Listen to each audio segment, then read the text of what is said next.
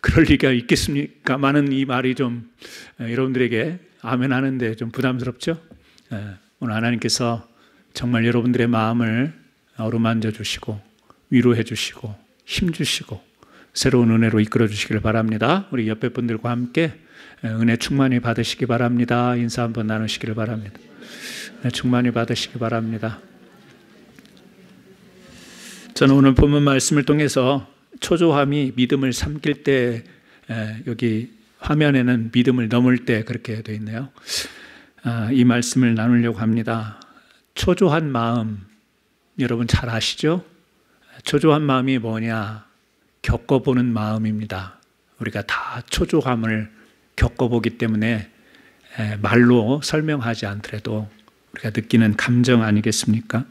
이 답답함, 또 걱정됨, 이런 것 때문에 우리 마음이 편치 않거나 또 이 불안감을 느끼는 것, 이 초조함이죠.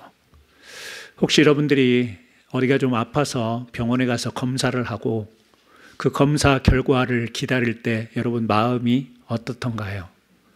저는 그런 경우가 있을 때 그 기다리는 시간들이 굉장히 초조함을 불러일으키는 시간인 것을 많이 경험할 때가 있습니다. 우리 생활 주변에 보면 걱정이 되기도 하고 마음이 편치 않고 불안감을 가져다주는 이 초조함. 저는 특별히 여행할 때 이런 것을 많이 경험하는 것 같아요. 지난 2월 달에 우리 성도님들과 함께 우리 리스본 포르투갈 갈 때요. 비행기가 딜레이가 됐습니다. 비행기가 2번을 타고 가야 되잖아요. 여기에서 뉴욕까지, 뉴욕에서 리스본까지 가야 되는데 이 비행기 일정이 캔사스에서 딜레이가 되니 뉴욕에서 리스본 가는 비행기를 과연 탈 수 있겠느냐.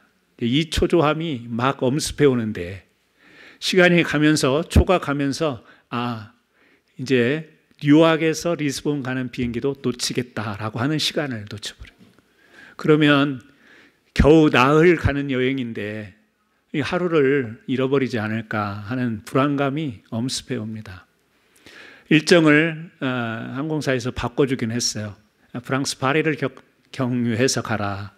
말들은 우리가 프랑스 파리도 가보네라고 말은 했지만 마음속에는요, 이거 하루를 망쳤다 이 생각이 제가 드니까 우리 성도님들 모처럼 가시는 여행이었는데 되게 걱정도 되고 초조하고 불안했습니다.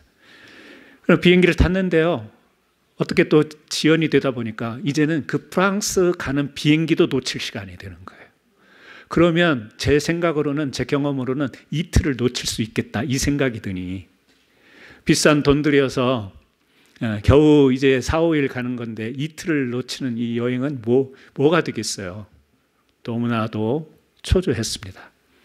다행히 우리가 원래 타려고 했던 원래 스케줄 비행기도 2시간 정도 딜레이가 돼서 원래 계획대로 이렇게 조금의 차질은 있었지만 갈 수 있어서 안도하긴 했지만 그때 그 순간순간 그때 자꾸 제가 시계를 하여튼 몇 초 간격으로 쳐다봤는지 모르겠어요. 시계를 바라보고 마음이 편치 않고 좀 이렇게 릴렉스하게 즐기는 여행이 돼야 되는데 불안하고 왜 그렇죠? 만약에 이걸 못하면, 만약에 이걸 놓치면, 우리 삶 속에서 그런 게 많지 않습니까? 만약에 이게 안 되면 우리 집은 뭐가 돼? 만약에 이게 안 되면 우리 남편은 어떻게 돼? 만약에 이게 안 되면 우리 자식은 어떻게? 만약에 이게 안 되면 우리 교회는 어떡하지? 이런 만약이라고 하는 것이 실제가 아닌데도 늘 우리가 마음속에 담고 살아가는 것들이요, 앞으로 되어질 일에 대한 일, 근데 그것이 불안한 것, 잘못되면 어떡하지? 어떻게 감당하지? 라고 하는 것. 지난 프랜슨 갔을 때는 여러분 편히 다녀오셨나요? 네. 렌터카가 2달 전에 예약을 하고 돈도 다 냈어요. 그래서 제가 전에도 한번 캔슬된 경험이 있어서 토요일 날 아침에 출발하는데 목요일 가서 직접 눈으로 벤 3대가 있는 걸 확인했어요. 또 거기 담당하는 분이 걱정하지 말라고, 제가 지나칠 정도로 막 그런 것 같아요. 걱정하지 말라고 하더니 금요일 저녁 5시에 캔슬 그러고 연락이 왔어요. 내일 아침 8시 출발해야 되는데, 제가 그 순간 초조함을 이제 갖기 전에 분노부터 일어나는 거잖아요. 황당하니까. 그리고 이제 그 차를 쉽지 않은데 어디 가서 구할까? 공항으로 뛰어가고 여기저기 연락하고, 그때 최장현 장로님이 저와 함께 좀 도와주셨어요. 너무너무 초조한 거예요. 왜? 교회는 한 30여 분 모시고 가야 되는데 이게 다 망치게 생겼잖아요. 얼마나 초조한지 몰라요. 근데 그때 리스본 갈 때도 그랬고 이번에도 그렇고, 얘가 그렇게 초조한데 우리 성도님들을 보면 어디서 그런 여유가 나오시는지 모르겠어요. 목사님, 잘 될 거예요. 나는 막 불안한데 우리 성도님들은 저를 위로하고 계세요. 목사님, 가게 될 거예요. 프랑스 파리 경유해서 가면 뭐 프랑스도 가보네. 그런 여유가 어디서 나오냐고. 저는 막 목사는 불안하고 초조하고 막 이러는데, 그래서 내가 우리 캔사스 한인장로교회 성도님들의 그 배보를 내가 안다니까요. 그 여유를 알아요. 근데 저는 그러지를 못해요. 초조하고 막 불안하고 막 그래요. 사람이 초조할 때 신체적인 심리적인 반응들이 일어난다고 하죠. 가장 두드러지는 것들이 생각이 복잡해지고 생각이 많아지지 않습니까? 생각이 많아지면 제대로 된 결정하기가 어려운 거예요. 정확한 분별과 판단, 결정하기가 쉽지 않다라는 겁니다. 그리고 제가 경험해봐서 아는데요, 막 짜증나요. 되게 짜증도 나고 화도 나고. 우리 성도님들만 옆에 안 계시면 막 욕이 나왔을 수도 있어요. 막 짜증나니까, 막 불안하면서도 짜증나니까. 이런 것들이 그냥 우리 일상생활 가운데 만약에 이게 이렇게 달고 시작하면 이런 일들이 내 삶에, 그리고 내 신체, 또 내 마음에서 일어날 수 있는 일입니다. 오늘 사무엘상을 읽다 보니까 13장, 14장을 묶어서 읽어보니까요, 그 부자가 등장해요. 누구죠? 아버지 사울과 아들 요나단이 등장을 합니다. 13장과 14장은 굉장히 대조되어서 보여요. 13장을 읽으면 뭐가 읽히냐면 초조함이 읽힙니다. 이 초조의 반대말은 뭘까요? 그냥 제가 사무엘상 13장과 14장을 읽으면서 대조해서 보면서, 이 13장은 아버지 사울 왕의 초조함이 보인다면 14장은 요나단의 기대함, 이게 보이는 거예요. 이 초조함과 기대라고 하는 것이 극명하게 대조되어서 나오는 것을 읽을 수가 있었습니다. 오늘은요 13장 말씀을 우리가 읽었지 않습니까? 사울 왕, 지난번에도 우리가 말씀을 나눴지만 겸손한 왕 아니었습니까? 성령에 감동되어지고 통치를 잘하는 그런 왕이었는데, 이 왕 앞에도요 초조한 일이 발생을 한 거예요. 만약 이렇게 돼가지고는 어떻게 될까라고 하는 일이 지금 13장에 기록이 되어 있습니다. 상황은 그래요. 길갈에 주둔하면서 이 블레셋 군대가 대대적으로 이스라엘 향해 다가온다라는 소식을 듣습니다. 심리적으로 굉장한 압박을 받습니다. 반면 이스라엘 백성은 그 블레셋을 맞이해서 이 전투의 경험도 없어요. 또 무기도 부족한 상황이기도 하고, 그래서 이런 위협한 상황 속에서 이스라엘 백성들은 이 싸워야 될 준비를 해야 되는데, 오히려 이 군사들은 산으로 또 숲으로 바위 틈으로 숨어버렸다라고 하는 내용이 기록이 되어 있습니다. 싸우려면 담대함과 용기를 가지고 맞설 준비를 해야 되는데, 숨어버렸다라는 것은 싸우기도 전에 이미 그 싸움은 끝난 것 아니겠어요? 왜 그럴까요? 이 위기 앞에서 이 눈에 보이는 전력이라고 하는 게 있지 않습니까? 싸워봤자 우리가 이길 수가 없겠다, 이런 눈에 보이는 어떤 외적인 정황 때문에, 그래서 불안이 생긴 것이죠. 사울도 역시 초조한 상황이 된 겁니다. 여러분, 우리가 믿음이 약해질수록 우리는 보이는 것에 지배당할 수밖에 없어요. 보이는 것. 그래서 이게 보이는 것이 어떻게 보이느냐가 그 사람의 믿음, 그 믿음의 영향을 상당히 끼치는 것을 우리가 경험하지 않습니까? 우리보다 더 커 보이고 우리보다 더 세 보이고 만약에 우리가 전쟁을 하게 되면 싸우게 되면 우리 다 죽는 거 아니야? 우리 이스라엘 끝장나는 것 아니야? 이 두려움이 엄습해 오는 겁니다. 이런 상황적인 압박, 사울이 초조할 수밖에 없었던 겁니다. 그러면서 13장 8절에 보니까 이 사무엘이 그랬잖아요. 7일 동안 기다려라. 이스라엘 백성에게는 싸움도 잔치도 무엇도 항상 하나님 우선으로 하나님께 경배하고 제사를 드리고 하나님의 허락하심, 하나님의 말씀하심을 따라서 움직이게 돼 있는 것 아니에요? 사무엘 선지자가 7일 동안 기다리라고 했지만 이 정해진 시간이 다 되도록 오지 않으니까 사울이 되게 초조합니다. 우리의 초조한 문제들은 가만히 보면 시간과 관련되어 있는 것들이 많아요. 내가 생각했던 정해놓은 시간이 넘어서게 되면 사람이 초조해지고 불안해지죠. 어떤 시간 안에 이게 돼야 되는데 라고 하는 생각을 가지고 있다가 그게 안 되면 굉장히 사람이 초조해지는 것 아니겠어요? 특히 이 또 타이밍과 많이 관련되어 있는 것이 초조함이 아닌가 그렇게 생각이 됩니다. 사울의 초조함은 결국에는 하나님보다는 자신의 판단을 이제 선취적으로 행하게 되는 이런 행동을 하게 됩니다. 우리도 그런 경우가 있지 않습니까? 좀 기다리고 분명히 하나님이 내 기도를 들으셨을 텐데 근데 현실을 보면 시간은 자꾸 지연이 되고 시간 안에 이루어지지 않고 그러다 보면 우리가 내가 생각해낸 아이디어, 내가 생각한 방법, 이 방법으로라도 이 상황을 내가 뚫고 나가야 되는 것 아니야? 그러면서 하나님이 정해주신 게 아니라 내가 생각하는 판단을 앞세우게 되는 것, 이것이 우리 사람들의 초조함 속에서 나타나는 일들입니다. 결국에는 사무엘 앞서 스스로 번제를 드리게 됩니다. 제사장의 역할을 침범해서 스스로 번제를 드리게 돼요. 근데 이것은 율법을 어겼다 이렇게 이야기할 수도 있겠지만 사실은 하나님의 방법과 하나님의 타이밍을 불신하게 되는 행위가 된 것입니다. 하나님의 방법, 하나님의 시간, 타이밍. 하나님을 위한 일, 하나님께 영광되는 일, 하나님에 의해서 백성을 위하는 길이 되겠지만 그러나 하나님을 믿지 않는 방식으로 일을 하게 되는 것을 사울의 초조함을 통해서 우리가 보게 돼요. 여러분, 세상 일이 아닙니다. 주의 일입니다.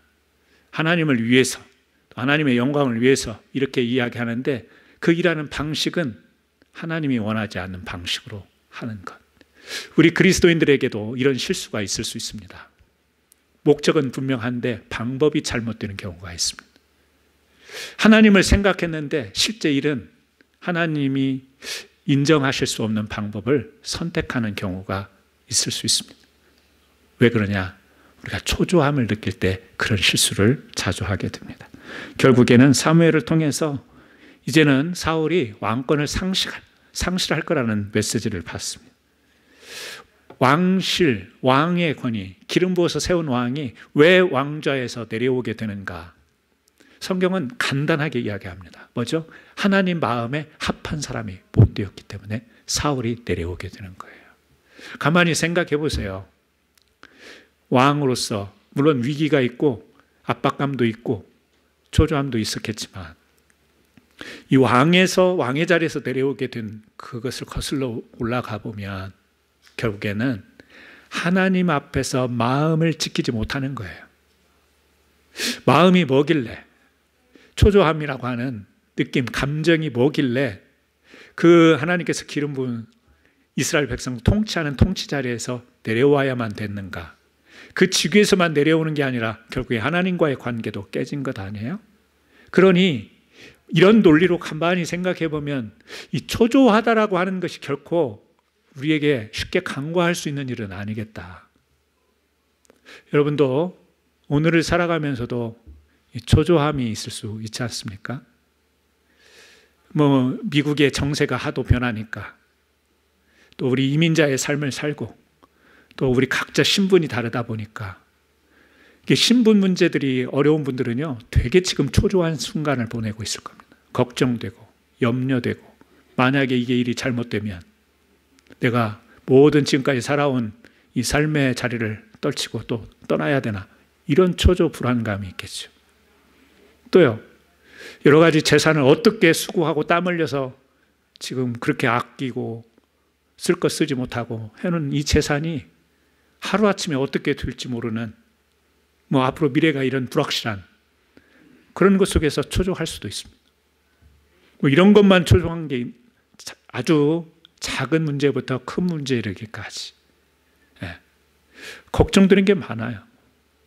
저도 힘들었지만 우리 자녀 세대들이 좀 초조하고, 그 자녀들 세대를 생각하면 초조하고 막 불안한 생각이 들 때가 많아요. 아니, 다 컸는데 무슨 걱정입니까? 걱정되는 걸 어떻게 해요, 그거를. 학교 나오고 배울 거 배웠어도요, 미국에서 영어를 못해요? 그래도 저들이 어떻게 앞으로 살아갈까? 직장 생활하다가 해고되지 않을까? 앞으로 결혼을 생각해 보면 저들이 잘 살 수 있을까?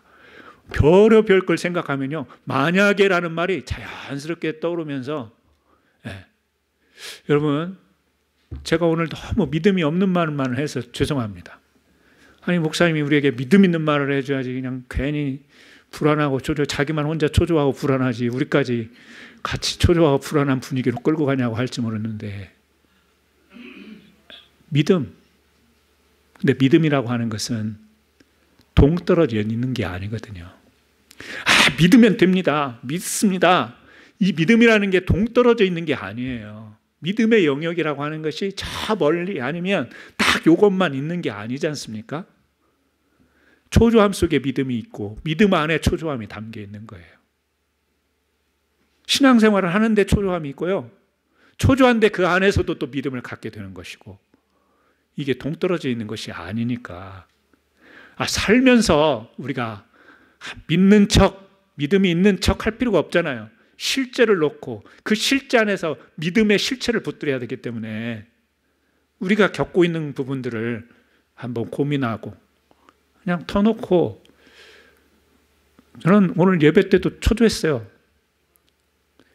선교사님이 이렇게 선교를 가면 막 축복하고 잘 다녀오시라고 해야 되는데, 내가 오늘 찬양을 어떻게 인도하냐, 내가 오늘 찬양을 어떻게, 그 세네곡 하는데도요, 어제부터 막 좀 앉았다 일어났다.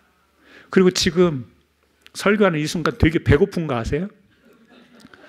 찬송 세 곡 앞에서 인도했다고 막 힘차게 불렀더니 배가 고프네요. 삶이라고 하는 것은 그냥 이론이 아니에요.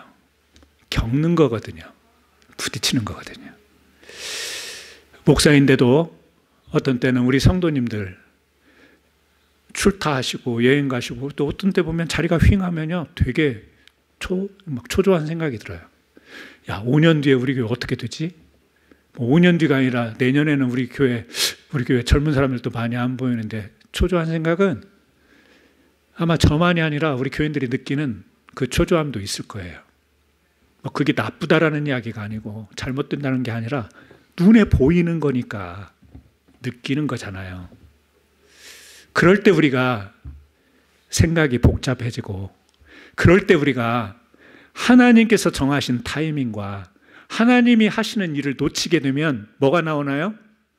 그러면 우리가 이렇게 해야 되지 않냐, 그러면 우리가 이렇게 우리의 시간을 정하고 우리의 방법을 동원하다 보면 굉장한 무리수가 나올 수 있는 거죠. 하나님의 교회를 위한 일인데 방식이 하나님의 교회에 나온 방식이 되지 못하는 것이 된다라고 하는 거죠. 그래서 저는 오늘 이 상황의 압박과 기다림의 시험, 신앙의 무너짐, 하나님의 평가, 이런 것들이 다 어우러져서, 특별히 오늘 말씀을 보게 되면 사울이 봤던 것이 뭐냐면 사람이 흩어지는 것을 보고, 그래서 제가 주보에는 그 긴 구절을 조금 요약해서 해놨습니다. 사울은 사무엘을 기다렸습니다. 사무엘이 길갈로 오지 아니하매 백성이 흩어지는 것을 보고, 이게 보인 거예요. 제가 목사로서 이 부분이 되게 공감이 갔어요. 교회는 사람이 모이는 곳인데 모이는 곳만이 아니라 뭐죠? 복음을 들고 흩어지는 곳이란 말이에요.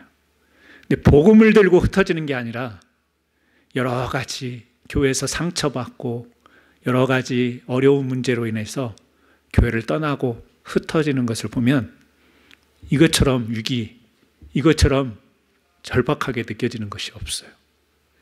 그래서 생각해내는 것들이 교회의 다양한 여러 방식의 프로그램과 어떻게 하면 사람을 붙잡을까 이 생각을 많이 하게 돼요. 저만이 아닐 거예요. 목사들의 솔직한 고백일 거예요. 제가 이걸 읽으면서 사울은 아니지만 우리 사람이 경험할 수 있는, 공감될 수 있는 부분, 사람이 흩어지는 것을 보고 돈이 흩어지는 것을 보고 나하고 가까이 있었던 사람이 흩어지는 것을 보고 나를 인정해주고 칭찬해주고 떠받들어줬던 사람들이 등 돌리고 떠나는 것을 보고 또 심지어는 자식들이 부모의 마음을 이해해줬으면 좋겠는데 저것들이 내 마음도 몰라주고 내 마음으로부터 멀어지는 것을 보고 흩어지는 것을 보고 이 말이 되게 절박하게 느껴졌습니다. 사람은 이걸 잘 견디지 못하는 거예요. 사람들은 이 상황을 태연하게 극복을 해야 되는 것 같지만 이게 되게 어려운 문제죠. 흩어지는 것을 보고라는 거예요.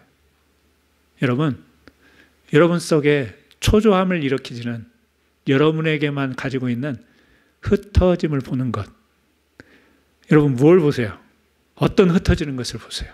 그래서 그것 때문에 혹시라도 조그만한 이 마음속에 초조함이, 불안감이 생기는 것이 무엇이 있는지 한번 생각해 보시길 바랍니다. 아브라함과 사레도 하나님이 정하신 타이밍이 있는데 못 기다렸잖아요. 그래서 몸종인 하갈을 통해서 자식을 낳아서 오늘날 인류에 이렇게 이야기하는 게 맞는지 틀리는지 모르겠지만 기독교와 이슬람의 이 긴 싸움과 갈등과 고통이 이 성경의 역사를 통해서 우리가 보게 된 것 아니겠어요? 모세도 백성들이 막 원성을 하자 반석에 2번 내려칩니다. 초조함과 분노가 섞일 때 사람에게 나타나는 행동을 모세를 통해서 우리가 볼 수가 있습니다. 여러분, 하나님의 타이밍과 하나님의 일하시는 방식, 기다림은 믿음의 다른 이름이다, 이런 이야기도 있습니다. 사무엘이 기다리는데 오지 않습니다. 사울이 불안했죠? 사무엘이 오지 않아도 하나님은 결코 늦지 않습니다. 여러분, 오늘 말씀을 이걸 한번 기억했으면 좋겠어요. 내가 생각할 때는 되게 늦었는데 하나님이 내 일에 관련해서 생각하실 때는 하나님은 결코 늦지 않으시는 분이시다. 우리 교회 하나님 좀 빨리 이런 것들이 좀 보강이 되고 좀 이런 부분들이 좀 채워졌으면 좋겠습니다. 갈급한 마음도 있고 간절한 마음도 있는데 어떤 때는 늦은 감도 있는데 그런데 하나님은 결코 늦으시는 하나님이 아니신 줄 믿으시길 바랍니다. 하나님은 정확하십니다. 내가 느낄 때 늦고 지연이 되는 것이지. 여러분 그런 게 많지 않습니까? 가정에서도 살다 보면 답답하고 언제 이게 되나 근데 지내놓고 보면 그때가 정확한 타이밍인 것. 여러분 오늘 하나님은 결코 늦으시는 하나님이 아니다. 좀 뜬금없는 이야기 같지만 이 말씀을 붙들고 기도하시는 분들이 되기를 바라고, 또 하나는 사람의 시선을 의식하지 않는다라는 말은 우리가 늘 이야기를 합니다. 사실은 우리가 믿음의 일을 두려워하지 않는 담대함보다 사람을 두려워하지 않는 담대함부터 시작하는 것이 중요할 것 같습니다. 일이라고 하는 것은 2팔 걷어붙이고 그냥 뛰어들면 해요. 이민자의 삶을 산 여러분들은 일이 무서운 것이 없을 겁니다. 다 겪어보셨잖아요. 조국 고국을 떠나서 이 미국 땅에 와서 지금 1, 2년 사셨습니까? 살면서 경험한 게 뭐예요? 이제 일이 무섭지는 않지 않습니까? 뭐는 무서워요? 사람은 무서워요. 사람은 무서운 것 같아요. 일이 겁나지는 않은데, 그래서 우리의 믿음, 우리의 담대함 속에 굉장히 중요한 부분이 있다면 사람을 의식하는 것이 아닌가, 이런 생각이 돼요. 사람 의식해야죠. 사람이 소중하니까 관계를 소중히 여겨야죠. 그런데 이 믿음의 한 영역에 있어서 우리가 사람을 의식한다라는 이 말의 뜻은 결국에는 하나님이 주시는 그 말씀, 또 하나님이 주시는 이 감동이라는 게 있지 않습니까? 근데 그런 것을 놓치는 사람을 의식하는 것을 이야기하는 것이죠. 체면 때문에도 그렇고 위신 때문에도 그렇고. 네. 그러니까 어떤 때는 막 정말 성경에 있는 것처럼 무조거리를 벗어젖히고 막 찬양하고 싶은데 목사가 저래도 돼? 장로가 뭔 추접이야? 뭐 이런 거 있잖아요. 그냥 우리 막 할 때. 저도요, 음식을 성도님들하고 먹으면 그런 표현이 있잖아요. 개걸스럽게. 근데 그런 정도는 아니어도 막 퍼먹고 싶은 마음이 있을 때가 있어요. 음식을 먹을 때 맛있게 먹어야지. 근데 그 있잖아요. 막 정석에 의한 식사 방법. 숟가락을 썼으면 내려놓고 젓가락을 들고. 저는 숟가락, 젓가락을 같이 동시에 쓰고 싶거든요. 근데 목사님은 교양교육을 안 받았나 봐. 이럴까 봐 숟가락으로 먹다가 젓가락으로 먹어야 빨리 먹을 수 있고 이것도 짚고 저것도 짚고 뭐 걸리는 거 없이 식사의 방법 그럴 수 있는데요. 숟가락을 들었다가 반드시 내려야 되고, 숟가락을 내렸으니 젓가락을 들어야 되고, 젓가락을 사용했으니 스푼을 들어야 되고, 막 이게 의식 속에 하다 보면 그 밥맛이 그냥 얼마만큼 우리 안에서 호르몬 작용이 어떻게 되겠어요? 우리가 그런 지켜야 될 예의가 있고 지켜야 될 도덕도 있고 품이라는 것도 있고 의식해야 되는 것이 있어요. 그래야 그것이 사람 간의 예의가 되고 관계를 더 낮게 만드는 것일 수 있습니다. 그걸 우리가 말하는 것보다는 우리가 신앙의 영역에 있어서, 믿음의 영역에 있어서, 여러분, 우리가 하나님 앞에 기도할 때, 이제 다음 시간에 이어지는 말씀이겠지만, 여러분이 항상 간절하게 기도하나요? 그렇지는 않지 않습니까? 내 가족이 아픈 것과 다른 가족이 아파서 위해서 기도할 때 그 기도의 강도가 달라요. 다른 사람이 아프다고 하면 우리 집 강아지가 아픈 것보다 더 애절한 마음이 없을 때가 있어요. 네. 강아지를 놓고 기도하는 분 많더만요. 간절하게. 다 틀린 거예요. 근데 우리가 하나님 앞에 간절히 기도할 때도 항상 기도를 그렇게 간절하게 하는 게 아니에요. 근데 어떤 때는요, 간절하게 기도하고 싶은 마음이 올라올 때가 있어요. 또 어떤 때는요, 기복 신앙적인 기도하지 말라고 할 때가 있잖아요. 복 받으려고 기도하고 그거 문제 해결하려고 기도하지 말고 하나님 뜻에 맡겨라. 맞는 말씀이에요. 저도 메시지의 대부분 주류가 그거예요. 그런데 어떤 때는 그런 판단과 그런 결론을 내리기 전에 그냥 하나님 이거 들어주세요 하고 싶은 마음이 드는 일어나는 기도가 있을 때가 있다니까요. 그때는 여러분 막무가내로 기도하셔야 되는 거예요. 왜? 그런 마음을 하나님이 주신 거니까. 아니 너무 이기적이지 않아? 하나님이 자기의 구하는 복만 주시는 하나님이야? 막 이렇게 사람들이 뭐라고 할 수 있어요. 그러더라도 내가 지금 나만 생각하고 나만 복받기를 간구하는 그런 기도 같더라도 그런 마음이 일어날 때는 그게 하나님이 주시는 믿음이에요. 그럴 때는 앞뒤치지 말고 구하고 기도해야 되는 거예요. 하나님, 다른 거 모르겠습니다. 그런데 내 마음속에 지금 누가 뭐라고 하든지 성경이 말씀한 바가 있고 내가 들은 설교의 지식이 있지만 지금 하나님 내가 이런 갈급하고 긴박하니 하나님 들어주세요 라고 하는 그 기도가 우리에게 있다니까요. 그때 여러분 그게 그 당시에 주는 하나님께서 여러분에게 주시는 믿음이니 기도의 정석, 기도의 모범, 기도의 표준 이런 걸 떠나서 그때는 하나님 앞에 간구를 하시기를 바랍니다. 그러나 또 한편으로는 우리가 믿음이라고 하는 것이 이게 얘기도 없고 맹목적이고, 믿음이라고 하는 행위가 여러분 사람을 의식하지 않는다고 해서 너무 몰상식적인 신앙의 행위로 가는 것, 이거는요 성령이 우리를 훈련시키고 깨닫게 하셔서 조정하는 능력을 우리에게 주셨기 때문에 절제할 줄 알고 또 우리가 거기에 맞춰서 움직이는 그런 신앙. 예수 믿는 사람들은 교양이 없어. 예수 믿는 사람들은 상식이 없어. 제가 제일 듣기 싫어하는 소리거든요. 저도 그런 소리 듣기 싫어서 예의도 지키고 상식도 지키려고 노력을 하는데, 그런데 주님 앞에 나와 기도할 때 하나님이 그때 주시는 그 믿음에서 기도할 때는 뭐 주변에 사람이 없으니까 그럴 수도 있지만 의식하지 않고 기도할 때가 있습니다. 저는 우리 성도님들이 하나님이 막 그런 마음 주실 때는 이게 하나님이 주시는 마음이니 기도합니다. 들어주실지 안 들어주실지, 들어주세요 때를 쓰든지, 여러분 그런 믿음의 간절함이 있기를 바랍니다. 사람보다 하나님을 의식하는. 마지막으로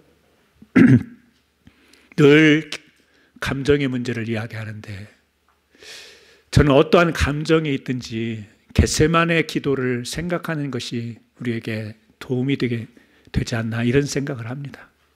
특히 고난, 초조하고 불안할 때, 제가 드린 말씀이 여러분들이 어떤 상황이 됐을 때 생각이 날 수도 있겠죠. 겟세마네 기도, 제가 설명하지 않아도 잘 아시지 않겠습니까? 예수님의 겟세마네 기도, 홀로 외로운 기도였고 위대한 인류의 구원의 과업을 가지고 계셨지만 십자가의 고통을 지시하는 죽음을 앞둔 그 초조하고 인간적으로 보면, 육신적으로 보면 불안할 수밖에 없는 그 상황에서의 엎드림. 여러분, 오늘 우리 모두는 다양하게 여러 상황을 맞이할 수 있습니다. 건강의 문제로 초조한 분도 있고, 신분의 문제로 초조한 분 계시고, 경제적인 문제로 가족들의 여러 상황 때문에 우리가 초조한 것들이 우리에게 정도는 차이는 있지만 있을 수 있습니다. 우리 성도님들이 요즘 가끔 하는 이야기, 이제 한 해 한 해 더해져 가니까 내 남은 인생 살 날이 얼마 남은 것 같지 않다.